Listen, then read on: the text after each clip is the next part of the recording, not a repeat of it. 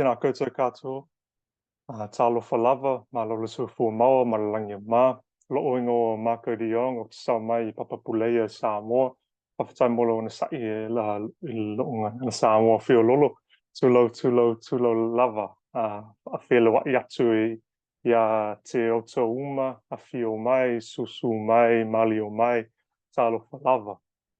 O le mea mua le kalakia o te lei I lo se te talo whaalei la lulangi I wha Samoa ia tātou te mawhawhau I lenei a langa upu. O tangasia la ulu o se waa I a ngoto, which is to say, warmest greetings to you all. My name is Marco de Jong. I'm a Pacific historian and co-director of Te Waka, and I'm facilitating tonight's webinar. By way of opening and offering, I'd like us to consider the Samoan proverb, o tangasia la ulu o le se waa I a ngoto, which in our ongoing work encourages us to envisage or seek out that which is just perceptible and for which we will find, no doubt, our just reward. Tonight, we're discussing what we have termed the new nuclearism in the Pacific, heralded by emergent threats like the Fukushima discharge in AUKUS, but compounding those unaddressed legacies of nuclear harms and furthering a cycle of dispossession and pollution. This is a system where fuel can be mined on Aboriginal country, milled on Native American lands, detonated as weapons on Pacific Islands, and dumped as waste in our shared ocean. Nuclear powers have exposed affected communities to harmful effects of ionizing radiation, and their so-called deterrence, our outsourced nuclear risk, drives the militarism denying us a Pacific future. We do so on the 39th anniversary of the bombing of the Rainbow Warrior and a French act of state terrorism, and at a time where colonialism upheld by force is alive in Kanaki in Palestine. We acknowledge especially those who have worked to build committed solidarity on these issues from Aotearoa and those movement elders who foresaw a nuclear-free and independent Pacific. We're joined this evening by two special guests. Umi Asaka is a disabled researcher and rights advocate currently resident in Ōtepoti, where she moved as a teenager following the Fukushima Daiichi nuclear disaster. This webinar was Umi's initiative as she works to build connections between communities in Japan and Aotearoa, as well as raising awareness about the impact of nuclear harms on her home community. Sheila Babauta is a community organizer, environmental justice advocate, and former politician from the Northern Mariana Islands, who has worked to raise awareness about the impacts of militarism and nuclear harms in the Pacific. And a beautiful connection, it was Sheila who tabled in the Northern Marianas legislature a resolution which banned opposed the dumping, testing of nuclear devices in response to the Fukushima discharge. This webinar will be split into three parts. First, you'll hear a general comment from Umi, Sheila, and myself about our respective topics before a panel discussion where we hope to explore some of the connections between them. And then we'll finish with an open discussion where you're welcome to ask questions or contribute. Without further ado, I suppose we'll pass over to Umi for her comment, and hopefully all of the technology works and coming through loud and clear. If you have any questions, please raise your hand. Tēnā koe Marco for your introduction. Kia ora koutou katoa, no heuria ho no hapani, ko iu hora o hikake oku mātua, ko Umi Asaka toku ikoa. As Marco mentioned, I'm Umi and I have moved to Aotearoa when I was 15 after the nuclear power station's accident in Japan. And we decided this move because my mother's hometown is in Fukushima, where the nuclear power station's accident happened. And she has also been an anti-nuclear activist for the past 40 years. So when the accident happened, she knew what kind of impact it could have on our bodies. And myself and my mom is both wheelchair users, and so our bodies are slightly different from other people, and it might mean that we might be affected even more so from the radiation. So it was rather quick move, and we've moved to Aotearoa within the 3 weeks from the nuclear power station's accident. But tonight I thought I just wanted to share a little bit about what Fukushima is and this context of the nuclear power station's accident. And so I'll share my screen. So Fukushima became very famous around the world after the nuclear power station's accident. But where Fukushima is actually a very, very beautiful place in northern part of Japan. It's one of the biggest prefectures in Japan, and it's also known as the fruit basket of Japan. So a lot of the fruits, like apples and peaches and persimmons, are grown in Fukushima. And as you can see in the picture, it's surrounded by the mountains, and the main city of Fukushima is in the valley surrounded by all the mountains and the trees. And it's also famous for all the rice that grows. And so the picture here is the rice field that people have been working on for hundreds of years. But unfortunately, the nuclear power station's accident meant that all of these beautiful land is now contaminated by the invisible radiation. And in Japan, Japanese government after the accident has continued to deny the impact of those accidents and what it can do to people and the environment. And for example, the thyroid cancer rate in children has risen by 300 times compared to before the accident. So what happened at the nuclear power station's accident was it was caused by the tsunami, which happened after the Great Northeast Japanese earthquake in 2011 in March 11th. But actually, this could have been prevented. The Fukushima reactor was 40 years old at the time, and 20% of the earthquake that happens in the world actually happens in Japan. So Japan is a very earthquake-prone country, and yet all these chief executives of the TEPCO, which is the Tokyo Electronic Company, refused to put any preventative measures for these earthquakes and tsunami to protect the damage if these big earthquakes happened. So inevitably, when the earthquake and tsunami happened, there is 10 reactors within the Fukushima nuclear stations, and 4 of them had an accident, and 1 of them completely melted down. So what happened here is the map from 2012. Fukushima is it's really hard to see, but where the darkest red part is, but the nuclear or the radiation spread all across Japan, including Tokyo, which is like located towards the bottom where there is like a peninsula sticking out. Tokyo is above there. So Tokyo is about more than 200 km away from Fukushima, but it's not that far. And so we were living in Tokyo at the time, but my mom decided that it wasn't safe enough. And there are reports of people experiencing like nose blood and dizziness and all the other symptoms from being internally exposed to radiation soon after the earthquake and the nuclear power station's accident happened. But government, the announcement by the government said, this will not affect you immediately, so don't worry.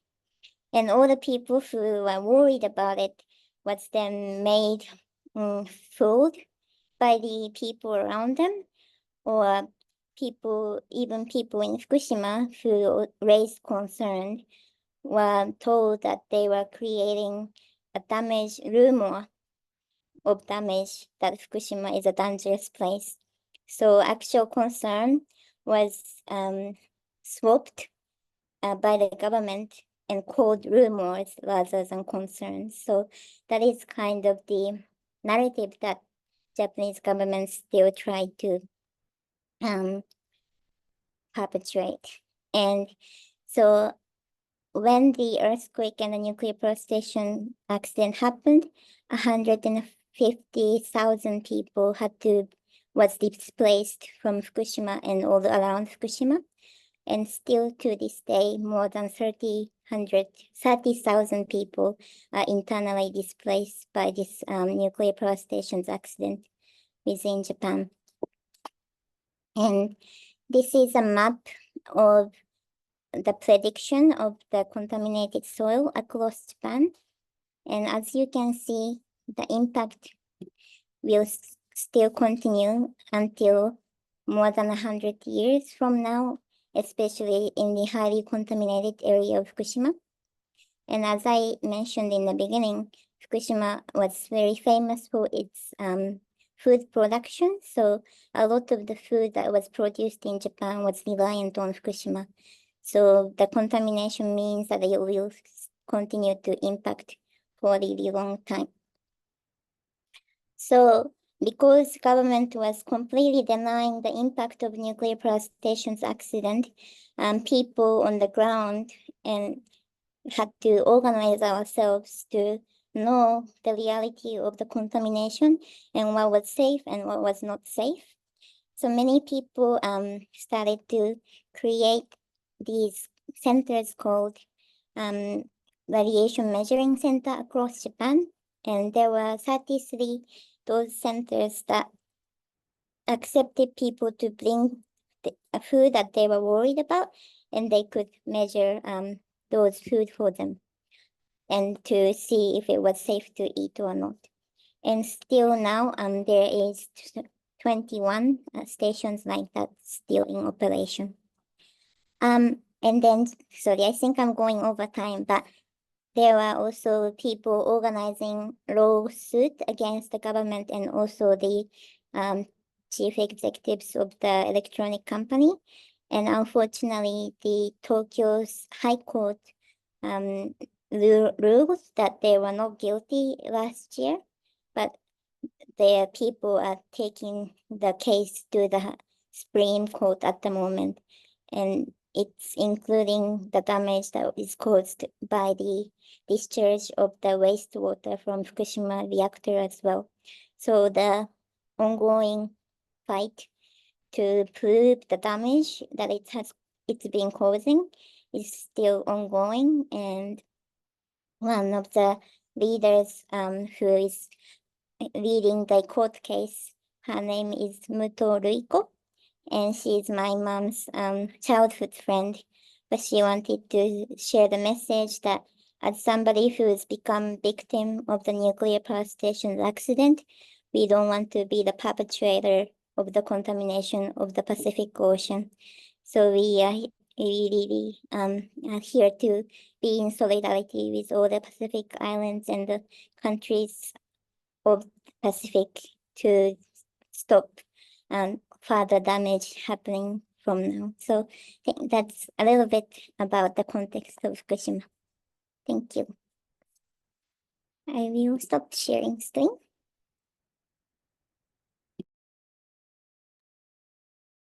Thank you, Umi, for sharing that personal story and how you came to this issue, and wonderful to raise awareness ahead of the Palm 10 meeting later this month in Tokyo, where the leaders of Pacific nations and metropolitan powers will be no doubt discussing this after their request for the waste discharge to halt before a regional consensus was established at the last Pacific Island Forum's leaders meeting. So it'd be interesting to see what comes out of that. And I suppose now we'll hear from Sheila, her own perspective on nuclearism. Thank you, Marco. Half a day, Tiro. I'm so honored to be here. Thank you so much for this invitation. It's really great to build connections and share our stories and really learn from one another. I'm from the island of Saipan in the Northern Mariana Islands. We are located in the North Pacific, and we are part of the Mariana Islands, a 15-island chain when we include our sister island of Guam. We are one of the 5 U.S. territories or U.S. colonies, and we've been politically separated from our sister island of Guam for hundreds of years. And so part of the important work we're doing is building more cohesion just in our island chain. And so we here in the Marianas have a long, complex history of militarization and a very unique and interesting relationship with the US military. We've been colonized for over 500 years. First the Spanish, then the Germans, then the Japanese, and now the Americans. And so, you know, our history with militarization is so deep, and there's still so many stories and survivors of the war and even remnants of World War II.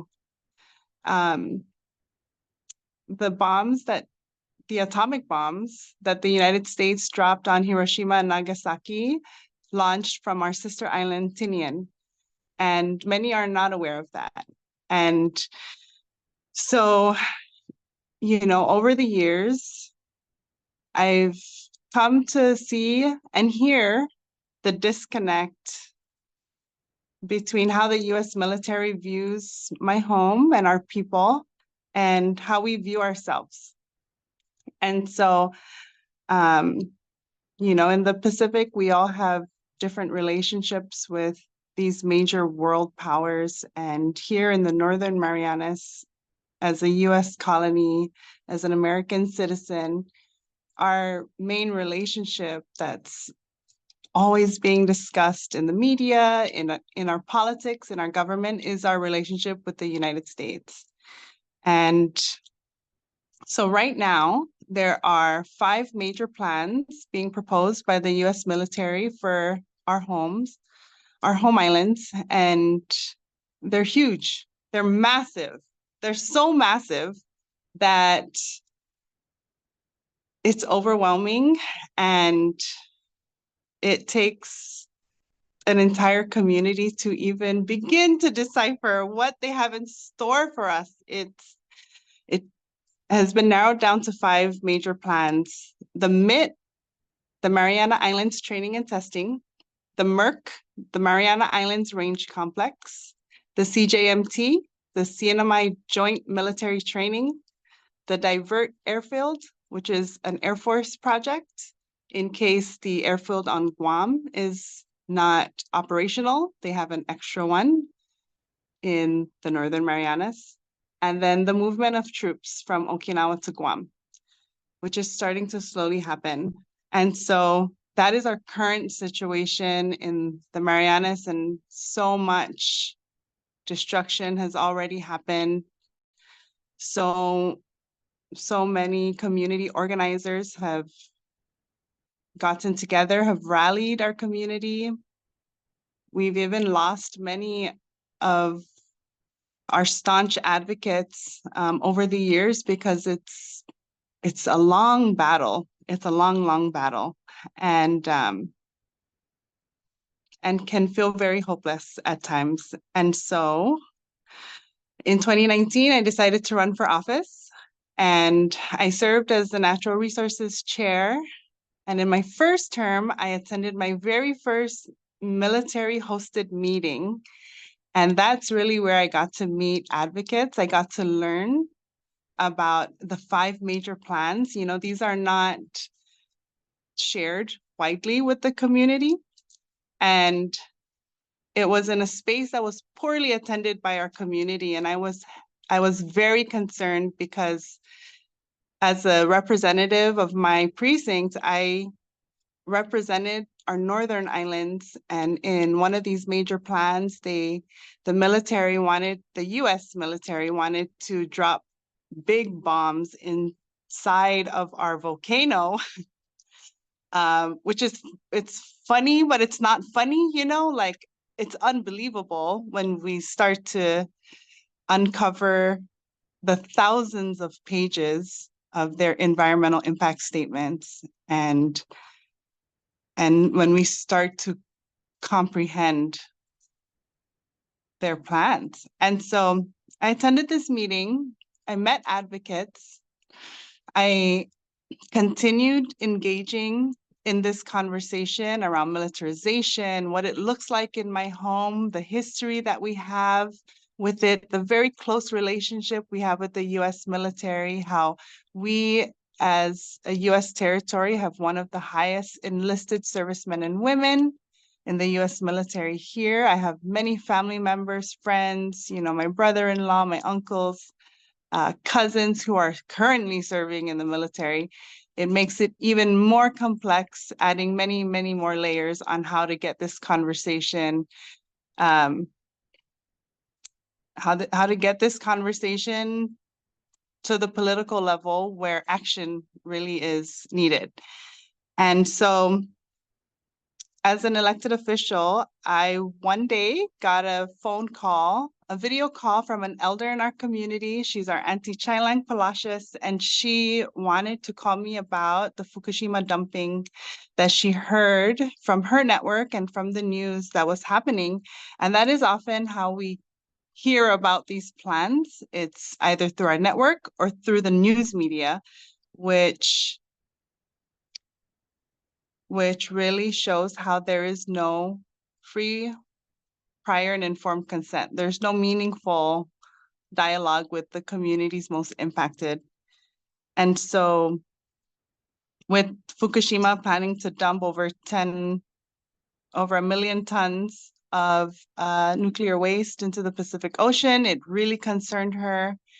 And I will always be grateful for her advocacy. She's 83 years old and she still is involved in this movement, still keeping up to date on, what's happening in our region and still reaching out to lawmakers. And so with her help and with the community's help, we drafted the resolution to oppose any government's decision to dump nuclear waste. Yes, we'll be able to type her name in the chat, her real name, her passport name, since we call her Auntie Chailang Palacios. And so we got this resolution passed. It passed the House, it passed the Senate, and it gained international attention, which was amazing. And it also pushed for community conversation, greater awareness at the public level here at home. And that really seemed to work and seemed to kick off the kind of community advocacy that we needed. And so in that same year, we founded Our Commonwealth 670, which is a nonprofit organization. And as a co-founder, I'm very proud of the work we've done in just growing awareness, gathering our youth and our elders and having these conversations about our history with the military and, having a space where we all feel safe to talk about our experiences, talk about how there have been toxic dumping here in our own villages where our people have gotten sick, have died, how we had to sue the US military to clean it up. And so having these spaces where our community can come together, have this dialogue, heal together, tell stories, build relationships, and really dream together was really important.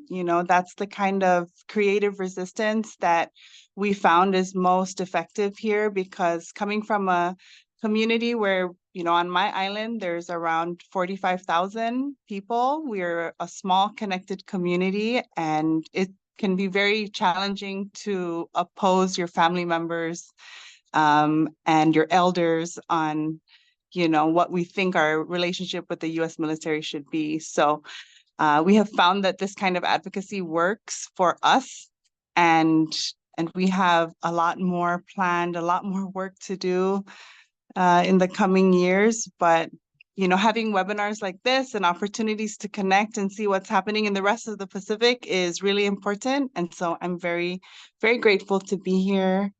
And I look forward to our conversations. Yes, and questions from our participants. So thank you, Marco. I'll pass it back to you. Well, thank you, Sheila. That was, amazing.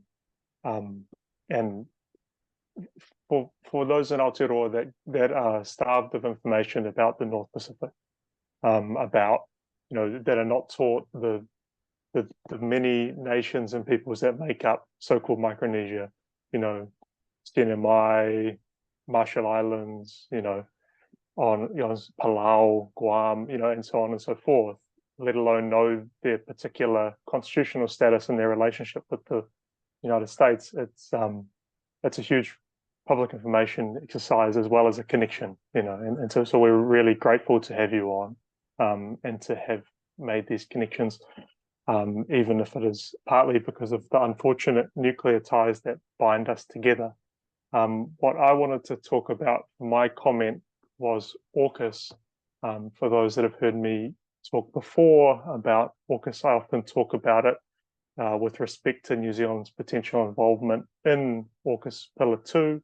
I will talk a little bit about that, but I think I'd like to kind of base of what I'm going to say about the implications for the way AUKUS has shifted Aotearoa and Australia's way of dealing with the region, and some of the other entanglements as we become more closely integrated into US power projection. So what is AUKUS? For those that don't know, AUKUS is a trilateral security pact. It's a nuclear warfighting alliance, but technically it's a trilateral security pact announced in 2021 between the US, the UK, and Australia. Its primary objective is to maintain the US's military primacy and to contain China. AUKUS is often described as comprising two pillars. AUKUS Pillar 1 centres around the Australian acquisition of nuclear-powered submarines, whereas AUKUS Pillar 2 is around developing advanced military technology to win the next-generation arms race that we're seeing play out, with autonomous weapons platforms, electronic warfare things, and hypersonic missiles. As it stands, AUKUS has three key implications for New Zealand. The main one is to do with our defence relationship with Australia. AUKUS commits Australia to US-led military competition with China, and obviously they've had to reorient their political and military establishment in order to produce nuclear submarines. In turn, this has put pressure on New Zealand to follow their threat designation of China and increase our military spending in turn, in ways that are interoperable with AUKUS and US-led systems. So this has an impact on our New Zealand's supposed independent foreign policy. And we can talk about that a little bit more with the kind of conflict it has with Pacific-led foreign policy. The second key implication of AUKUS for Aotearoa, but the broader region, is that it sets a nuclear proliferation precedent. It exploits loopholes in the Nuclear Non-Proliferation Treaty and the Treaty of Rarotonga, which is the South Pacific Nuclear Free Zone Treaty. Australia is a non-nuclear weapons state, but it will be the first to receive highly enriched or weapons-grade fissile material through AUKUS Pillar 1 and host nuclear-capable bombers and submarines under the broader interoperability requirements of AUKUS. Given Aotearoa's close defence relationship with Australia, this has implications for New Zealand's own non-nuclear security. And the last kind of key point about AUKUS in the Pacific is that it's shifted the way that the members of AUKUS have engaged with the Pacific, placing a greater emphasis on security, and has prompted like a series of bilateral agreements between, say, the US and PNG, or Australia and Vanuatu, or Australia and Tuvalu, in order to secure this kind of marketed military access and this broader, more instrumental approach to regional decision-making bodies like the Pacific Islands Forum. For New Zealand, this impacts our kind of Pacific-led engagement, which has been a major source of influence and into which we've invested considerable resources and political capital, first under the so-called Pacific Reset and then Pacific Resilience frameworks, which would kind of aim to use like a whole of government layered approach to, quote, go beyond trade, hard security, defense arrangements and support the aspirations of the Pacific as they exist. So with those three kind of main implications for Aotearoa and by extension the broader Pacific kind of considered, I'd like to just talk a little bit about why this matters. You know, like why does it matter that AUKUS, besides the presence of more nuclear submarines, why does this military alliance matter? The key reason is because in Aotearoa and in the clearly in the Pacific, nuclear issues are tied so closely to our aspirations for regional self-determination. We live with the legacies of nuclear testing in Marshall Islands, Maui and Kiribati in Australia, and there's a concern that AUKUS, you know, along with the Fukushima discharge, has ushered in this kind of new nuclearism, a new permissiveness, a new focus on nuclear deterrence, a new using highly kind of technocratic and scientific justifications for reintroducing nuclear waste. And so AUKUS, you know, there's talk of reopening Australia being a continental hub for the dumping of nuclear submarines, which there's no current fix for. You know, all of the old nuclear submarines sit at base. No nation has come up with a safe and comprehensive way to deal with high-level nuclear waste. So there's a discussion that there'll be in Australia as part of AUKUS will have a nuclear waste dump on quote defence land, which is Aboriginal land, and with those communities at Maralinga and Emu Field that saw the black mist roll in, this compounds harms and is a further denial of Indigenous rights into a healthy environment and fundamentally in a settler colony. And then in the broader region, there's a concern that Australia is acting against the spirit of the Treaty of Rarotonga. So there is a argument that AUKUS violates the spirit, if not the letter, of the Treaty of Rarotonga, because the Treaty of Rarotonga, signed in 1985, prohibits the use, possession, testing, storage, and stationing of nuclear weapons in the zone. Under AUKUS, there is increased rotations of US nuclear-capable bombers from Guam and the potential forward basing of US and UK nuclear-capable submarines in Western Australia and potentially on the East Coast in an unnamed location.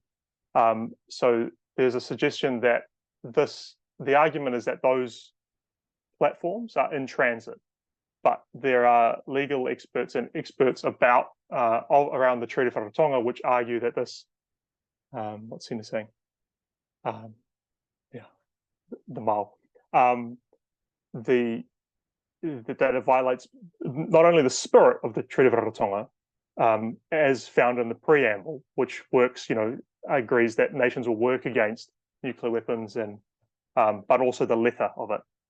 And so Australia sought endorsements to offset regional concerns about this, notably at the last Pacific Islands Forum's leaders meeting in November, and the ANZMAN talks that New Zealand attended in Melbourne in February. However, it's clear that AUKUS has had a chilling effect on Australia's support for nuclear disarmament, because Anthony Albanese appeared to withdraw Australian support for the Treaty on the Prohibition of Nuclear Weapons, which would not allow any of that under AUKUS. The only thing you can do with a nuclear weapon under the TPNW is ban it, and the universalization of the Treaty of Rarotonga. So there are Pacific nations that are not currently parties to the Treaty of Rarotonga, including US compact states and the US itself. The whole thing about the Treaty of Rarotonga was that Bob Hawke retabled it in 1983 with specific loopholes in it that would not disadvantage US kind of strategic needs, and so that's why you can still transit nuclear weapons through the zone, and it doesn't ban nuclear propulsion. Those are the very same loopholes that Australia is now exploiting under AUKUS, and the enticement for the Solomon Islands and Vanuatu, especially to sign, Reverend Father Walter Lini was a firm opponent of the Treaty of Rarotonga when it was initially tabled because it was watered down and toothless. He was encouraged by David Longy and Bob Hawke to sign because it was better to have the US in than out, and he gave him assurances the US never signed, they never ratified the protocol, despite constant assurances that they would. Most recently in 2012 when Hillary Clinton.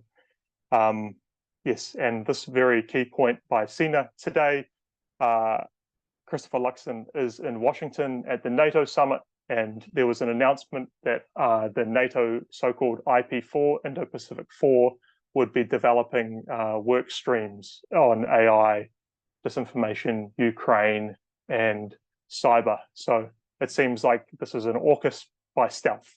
So it's key to see AUKUS as only one part of US kind of a lattice of security agreements that traverse the Pacific. And it's part of a theory called integrated deterrence. If you want to look that up later, you totally can.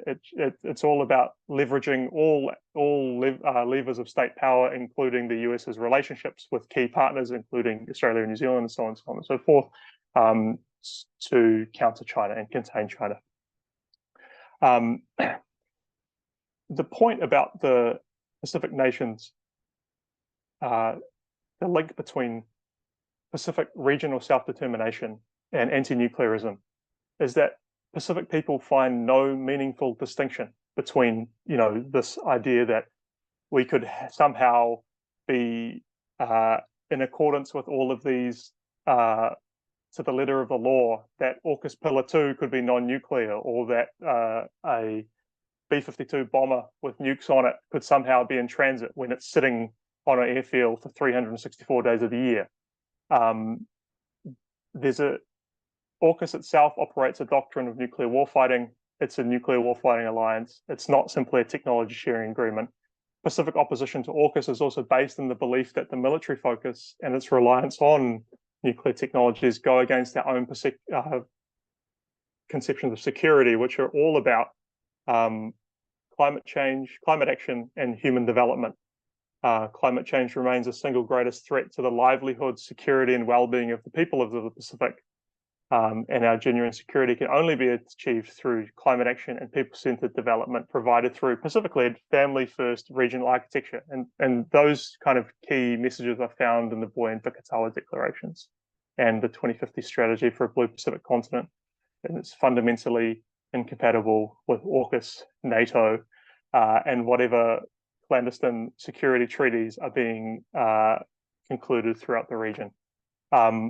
Lastly, I'd like to say that when I first started looking into AUKUS, I was keen to stress that AUKUS is so wrong because it conceives of the Pacific as a sacrifice zone, a military buffer, and because it deprioritizes our own security and it erodes our basis to act on climate, that it forecloses the possibility that we have a just transition and meet our climate goals, and relegates us to a disaster area. And I think that that remains the case. And so whilst I have spent the last year kind of learning a horrible technical language about AUKUS and furiously OIAing the government, I do so in order to counter that awful lack of a genuine and safe Pacific future. And so I'd just like to finish with that. Pacific a sacrifice zone for climate change as well, indeed. And I suppose I'm also asking the questions in the facilitation, so you have to hear me just briefly, but I just find the questions that I had to link together. So the first question I had for Umi and Sheila was really about how we might build solidarity at different levels across our common values and interests, and in order to resist nuclear colonialism and address nuclear legacies. And see, now I'm just going to catch up with your chats now as we hear from Umi and Sheila.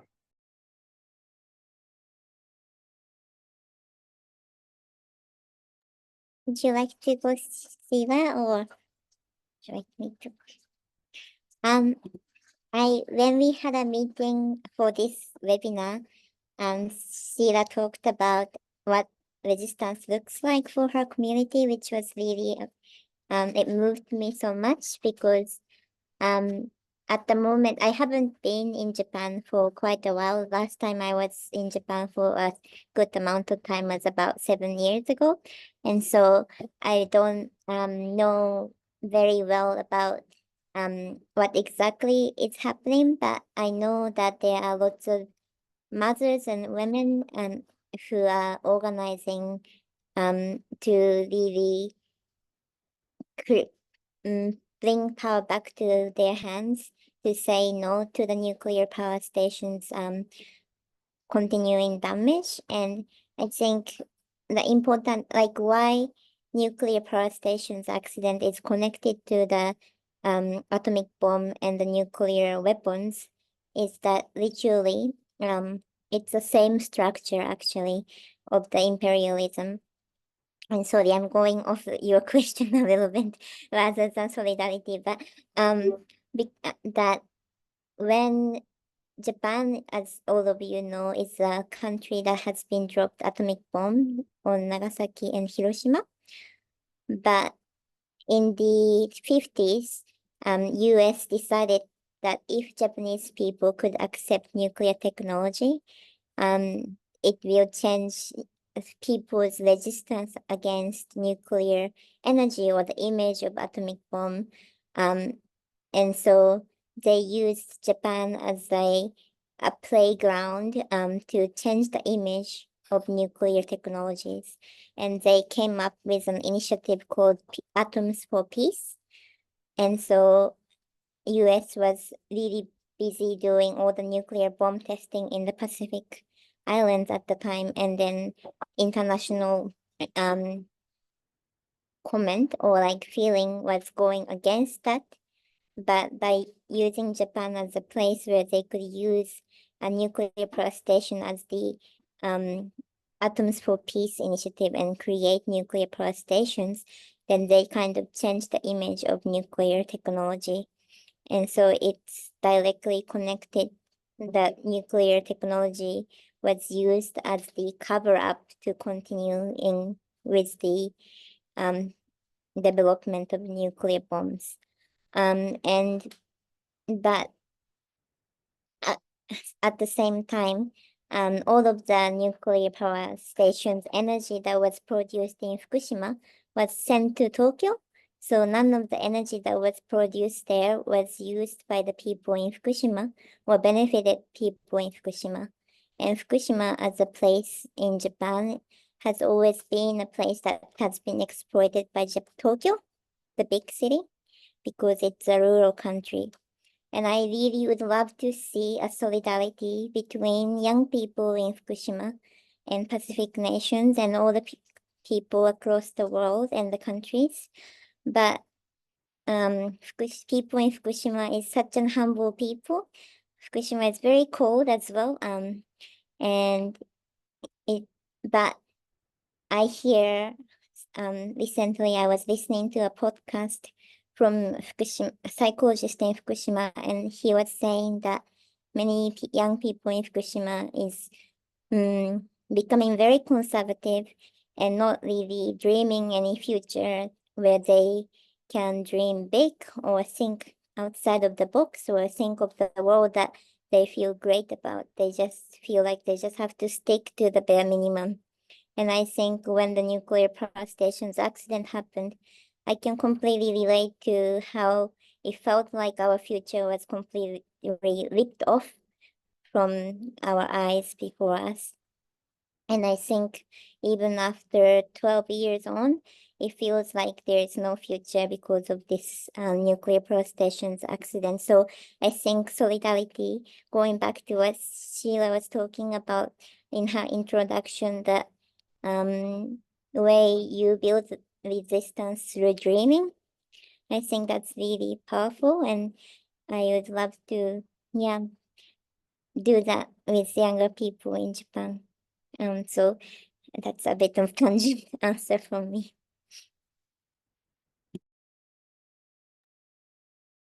Thank you, Umi. Yes, and dreaming is so fun, you know. I think that's one thing that I was so heartbroken when I realized in our community how people were scared to dream. And, you know, that really exposed to me how much trauma my community has experienced, like, and how much healing we need to do. And so I like that idea of creating spaces where we can come together and dream about a Pacific that is peaceful, that is gentle, you know, that is something that's familiar. That's where we come from. Here in Micronesia, and in the Marianas, our waters are so gentle and warm. And, you know, it's a place that's welcoming. And at times the narrative really comes down to there's no resistance in Micronesia. Like there's very little resistance. The military is taking advantage of the way we operate, like the way our culture is very kind and generous. And so, you know, that concerns me, but it also just illuminates the areas that need dialogue, you know, when it comes to organizing. So building solidarity is work. It takes a lot of work, you know, like I've been building solidarity internationally for, gosh, almost 10 years now after getting into environmental justice work and now deeper into militarization work, demilitarization, decolonization, environmental justice work. And so, you know, a key part of building solidarity is making that connection, understanding how what's happening in my home is related to what's happening in your home. And that's often the disconnect. We here in the Marianas, as a community, as a collective, still don't really understand our role in the Palestine-Israel conflict that's happening. But when we have the US military hosting events here, like Pet a Jet, where they put out a military jet, a fighter jet for our community to come out and, you know, take pictures with and like touch it. You know, these are jets that are being used for war and jets that are flying to the Middle East. And so making that connection and understanding how the struggles that we're experiencing here in the Marianas is contributing to war, how there is a similar struggle, you know, in the Pacific or in another state in America, is crucial. So making that connection is crucial. And it builds and deepens our relationships with people who care about their homes too, right? And so a great entryway, in addition to dreaming together, is art, is music, is storytelling, is sharing photos of our community, like getting to know the people, what's really happening, what your home looks like, visiting each other, you know, like really finding those pathways into relationship building, making the connection. There are networks that exist already, you know, like that's one thing that we had to sit down and really talk about as an organization is like what we're doing is not new. We're not the first demilitarization group that exists in the Marianas. There have been so many because it's not a new topic for us. It's not a new experience. And so reconnecting with those groups and then building connections around the world with organizations and communities currently doing that very same work is one way that we want to prevent burnout because, you know, in the Pacific, we always talk about capacity and how we have so much on our plate. You know, there's plastic pollution and there's overfishing and there's climate change and there's demilitarization and, you know, revival of language and culture. And there's a lot of work to do and it's all interconnected. And capacity issues are real. And so how can we how can we address that, right? And take care of each other? How can we really take care of each other? Because this is a marathon that almost seems like it's never going to end. And people have lives. We have families. People get sick. They care for their elders. Just since I've been home now for 8 years after being away for 10, gaining an education and experience. And now that I'm home, since I've been home, we have lost 3 staunch advocates in this movement. And that is just going at a rate that's not sustainable for the movement. If we lose advocates due to sickness, due to cancer rates increasing, diabetes and all of that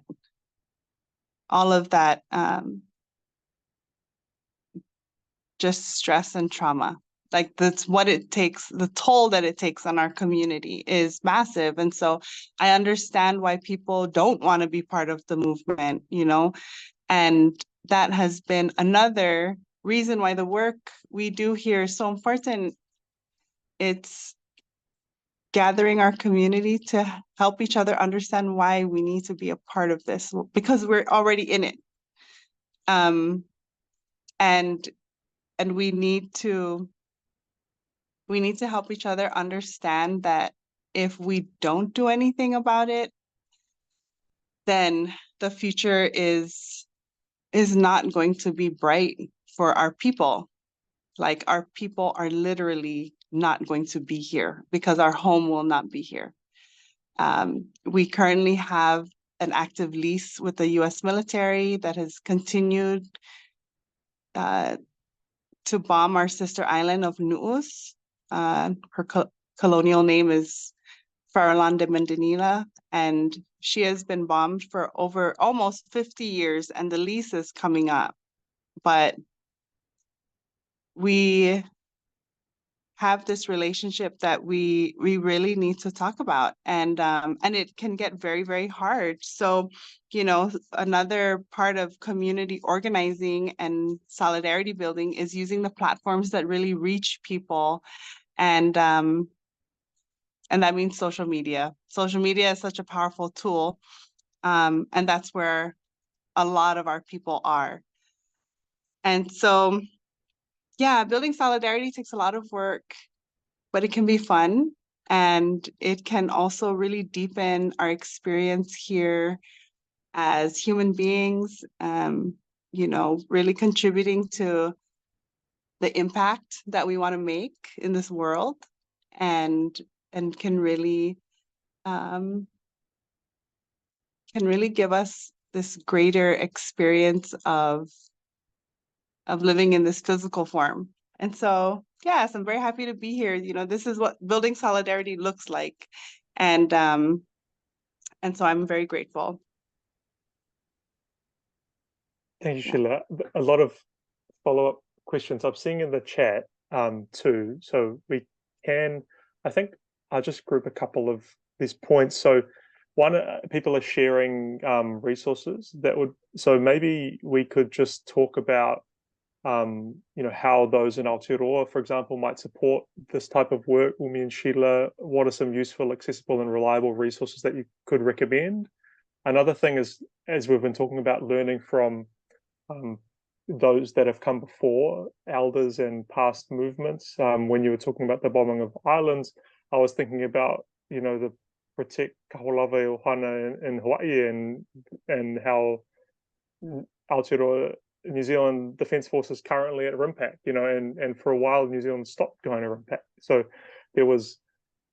there are lessons and successes. And so I thought maybe we could you kind of group those together and think about what we've learned from elders in past struggles or from lived experience of others and applied them and how that might have worked. Umi, I was thinking when you were talking too about the Citizen Science Initiative, too, as being a really seemed like a very empowering way for communities to reassure themselves about the safety of things, challenge the government narratives, and it seemed to have worked. And if it's still going, over 20 testing stations, 13 years later, that's incredible. So we should reassure ourselves with our victories, with what we've learned from generations previously, and pass on any resources we think are useful too. Oh, I just want to acknowledge, thank you, Sina, for sharing the declaration that was written in Ōtepoti and at the conference 1.5 years ago, and that's how I got to be connected to this group of wonderful people as well. And towards the end of the declaration, it says, as Pacific peoples, we deeply familiar with the destruction of nuclear imperialism. We strongly disapprove the new propaganda of nuclear industry, lobbyists attempting to sell nuclear power as the best solution for climate change. And I really want to emphasize this because even though we experienced the nuclear power station's accident in Japan, recently Japan has exported the nuclear power stations to India and other countries as a clean energy, and it's not clean at all. It continues to damage people's health and the environment, and in order to keep the nuclear power station going, it continues to need clean water to cool it down, and it rises the sea temperature around the nuclear power station by 1 to 7 degrees, and that's not really clean or impactful for climate change. So I think when we talk about solidarity, there is a word called nuclear gaslighting, and it's the word to really deny people's concern about nuclear related damage and radiation. And because of this gaslighting, many people who are impacted by the nuclear damages are not able to talk about the experience they've had because people experience being fooled by sharing their concern. And I think what New Zealand has done in being a nuclear-free country has really given strength to people, including my mom, when people were opposing nuclear power stations in Japan. So I think continuing to believe or know the impact of nuclear technologies and radiation and not gaslight people, but continue to pay attention about what these damage can do and paying attention, I think that's really powerful and empowering for me and the people who are impacted.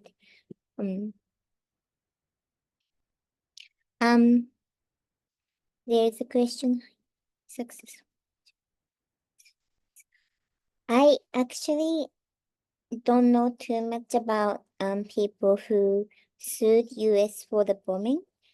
So I will do my studies, but I can't answer you on top of my head. Just on that point, I think there is a case brought not about the Hiroshima and Nagasaki, but those Japanese fisher people that were exposed to the Castle Bravo tests, hydrogen bomb tests. I'm not sure if that case is still ongoing, but that could be a good one to look at. Sheila, did you have any inspiration or resources to share? Yes. Well, I think the most practical thing that we can do in supporting each other and the movement that's happening in our own homes is really to stay connected, pay attention, like Umi said. And, an easy way to do that is to follow us on Instagram and Facebook. And so at Our Commonwealth 670, we are on social media. On Guam, our sister island, we stay very connected with the demilitarization groups over there. And so they share a lot of content on social media as well. Pratahila Tegsan is what they're called. Micronesia Climate Change Alliance. We all have our social media pages, the websites, and then there in those organizations, we shared articles and, interviews and panels and other ways that people can learn more about what's happening. And I just wanted to share some thoughts that came to mind as Umi was speaking, because here in the Northern Marianas, we don't use the word nuclearism at all. Like, it's not a common word in the community or in government or in politics. The word militarization and militarism is still finding its footing as well.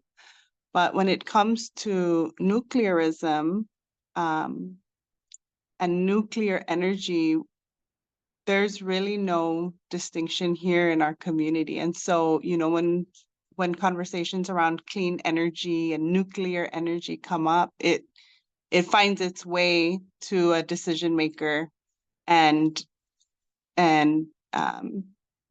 it finds its way to being talked about as a possibility, because our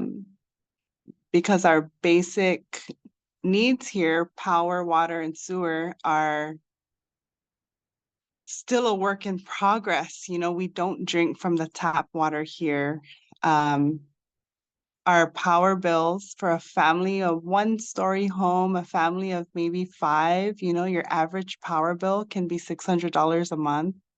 It's like, that's the lived reality, right, of our community. And so when you talk about nuclear energy and how it's going to reduce your power bill and it's going to give you a comfortable life, people are interested in talking about it even more. And so having these conversations and sharing the information about the nuclear impact is crucial, because in communities like mine, where there is a high poverty rate, where after high school, your only option is to either go to college or join the military, and many people join the military for opportunities, there's just a high level of vulnerability. And so, I appreciate you sharing the nuclear, what did you call it? Bias, or that gaslighting?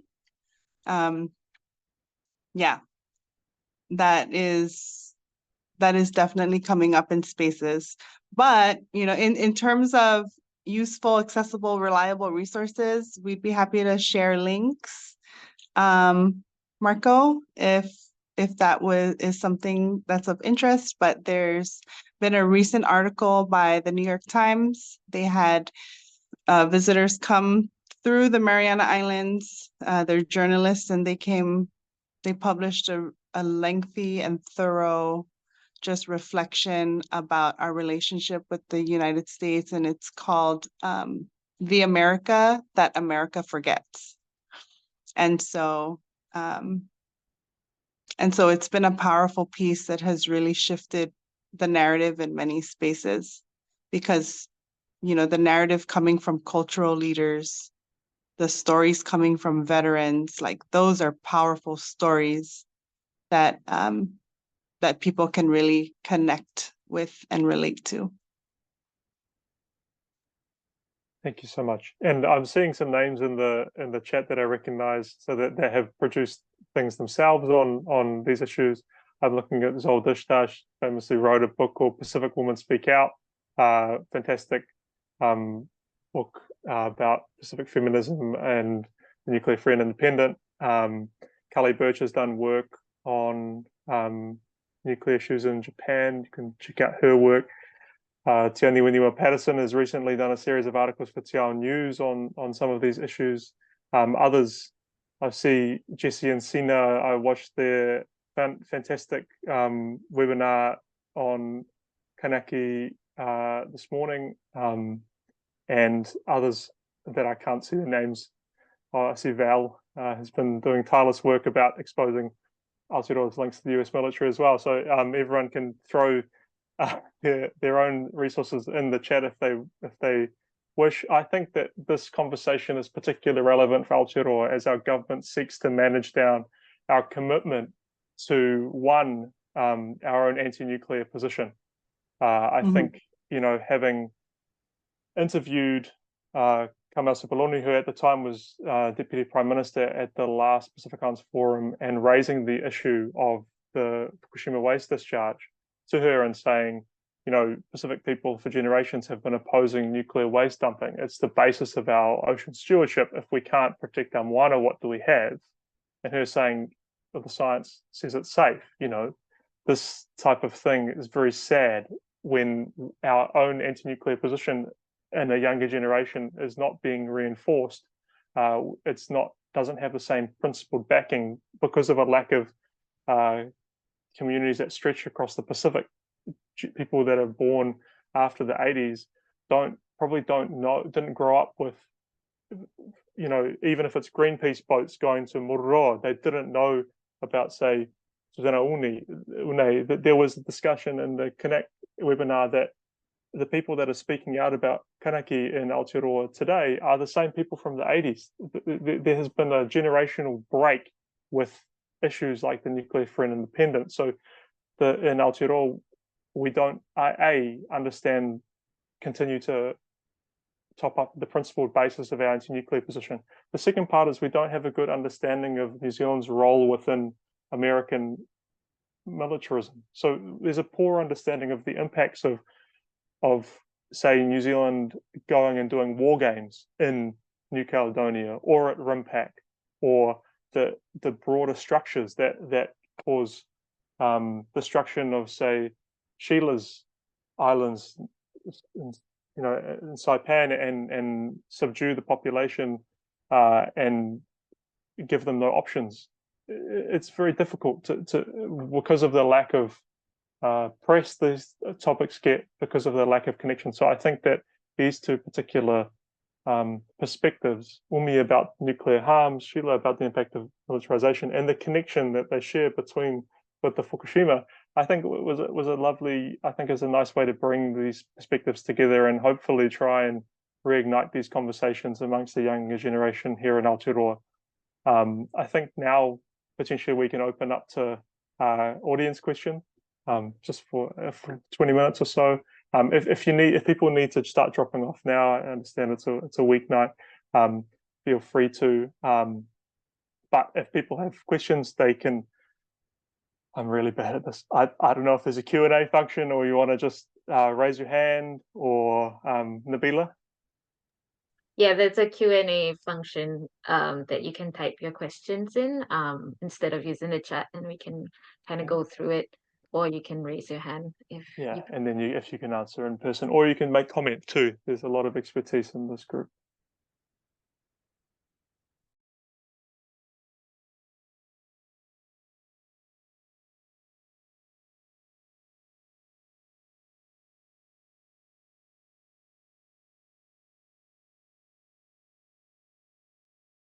Marco, while we wait for some questions, can I just share a reflection on the narrative? As you were speaking, you know, the narrative about national security is very big for us because we're a U.S. territory, because the U.S. has used the word strategic for decades to describe our role as a U.S. territory and our relationship. And the reason why we're valuable to the United States is because of our strategic location. And so, you know, as you stated earlier about being a sacrifice zone, many community activists believe that that's how we are viewed by the U.S. military, a sacrifice zone, and often described as the tip of the spear, and all in the name of national security. But like you stated earlier, our national security, what security means and looks like to us, is very different than what the United States is sharing about national security and, you know, the geopolitical conflicts that they are engaged in. For us, it is climate change. We have experienced 3 super typhoons since I've been home, and a number of regular typhoons. We've also seen our shorelines disappearing. Since I've been home, I've seen trees disappearing, concrete structures disappearing. The weather patterns are changing. It's so real for us, and that's also something that we emphasize when we travel and advocate about climate change. It's not something that is to be expected in the future. It's something that's being experienced today. And so I think when it comes down to terms like national security and like peace and, strategy, diplomacy, like defining these terms are really important. Yeah.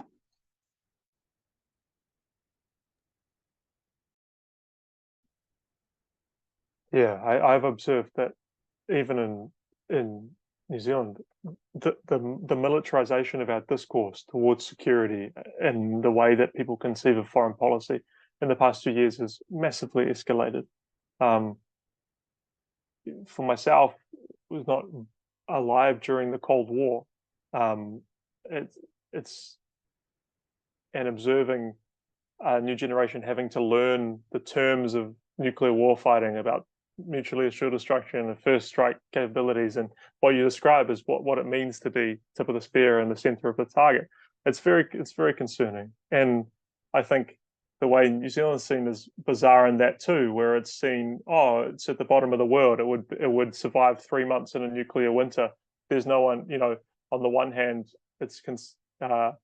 there was this discussion of a benign strategic environment, but there's a feeling amongst some people that we don't have any role to play. We're just a small country. We're removed from these things, which is potentially true in a pure military sense, which means you're kind of more flexible, I suppose. But in the other thing, it completely excuses New Zealand for its culpability in disastrous military misadventure overseas.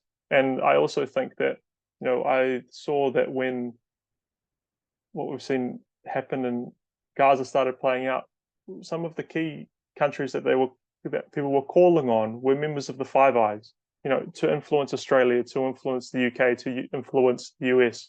New Zealand, as a member of the Five Eyes, is potentially uniquely positioned to actually have a degree of influence both over other Five Eyes nations members, so the NATO IP4 or the OECD. So it's, I think, incumbent upon us not to see our struggles as disconnected. And I think the elders on this chat have instilled this message about, no one is free until everyone's free, a nuclear-free and independent Pacific for all. And I think that, highlighting ongoing independent struggles, highlighting those that are suffering the most adverse effects, vulnerable communities from climate change, from militarism. I think that is key, and developing solidarity in and around the pressing needs. Yeah. So I'm talking. I feel like if are there other questions? Can I ask a question to Sheila?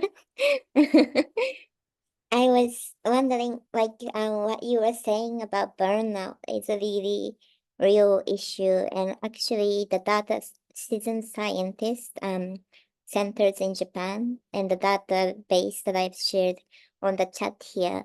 My father was one of the founders of the website, and he was also running the citizens scientist centers and measuring radiation after the nuclear power station's accident, but it really burned him out as well.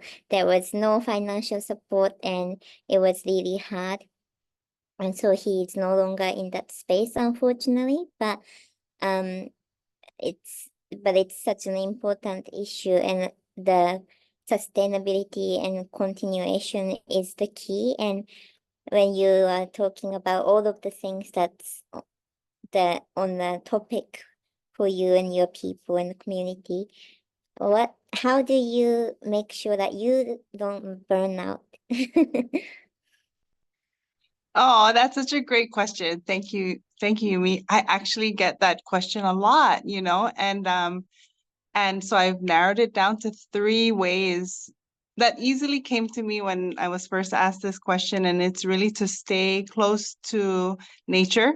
So I go swimming almost every day. I'm 2 minutes from the beach, and that really helps restore my spirit. Being in the ocean, snorkeling, and going for hikes. So remembering how beautiful my home is. Like, I grew up around this beauty, and I was so eager to leave my island and go to a shopping mall, and like that was the mind of a 17-year-old. And now as an adult, just being around this beauty there's so much gratitude in my heart, that my people are stewards of this land. So I stay close to nature. I stay close to children. I love kids. I'm not yet a mommy, but I love being around children. They are so enthusiastic. They give me hope. They remind me why we do this work. When I see the brilliance that comes from our kids and our youth and the type of music and art and like poetry, I'm just inspired. So I stay close to our youth, and then I stay close to our elders, and I spend time at the canoe house around culture, around the language, and I learn from them. I hear their stories, and we tell jokes and laugh a lot. And so those are 3 ways that I really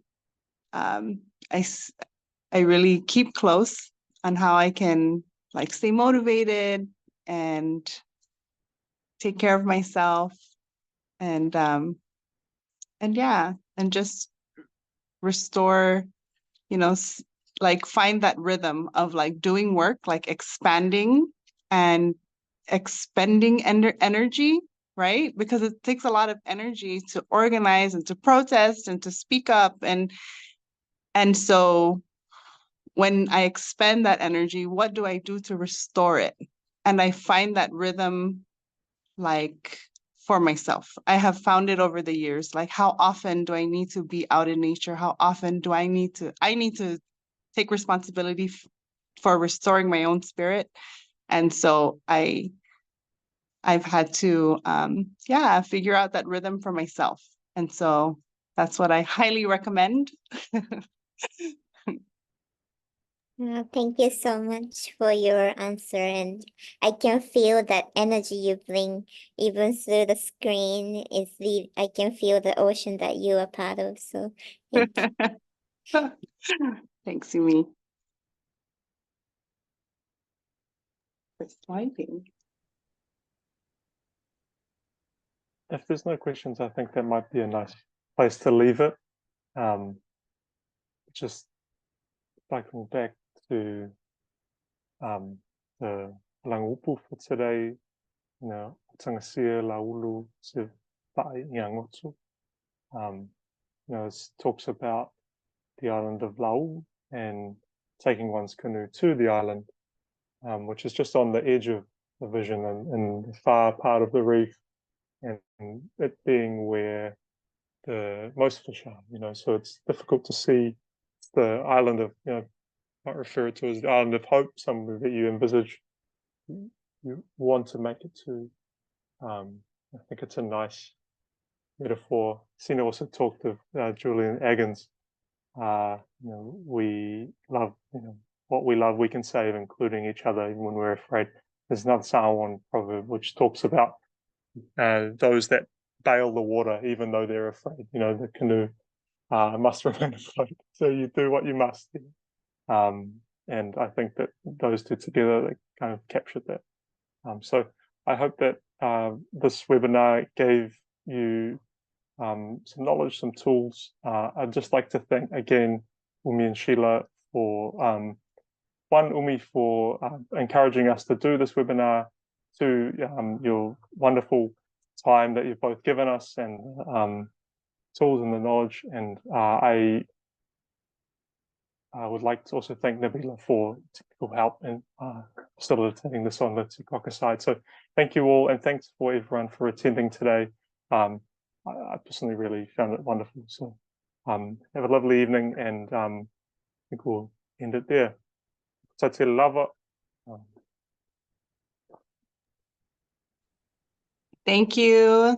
Sizo Smasi. Thank you.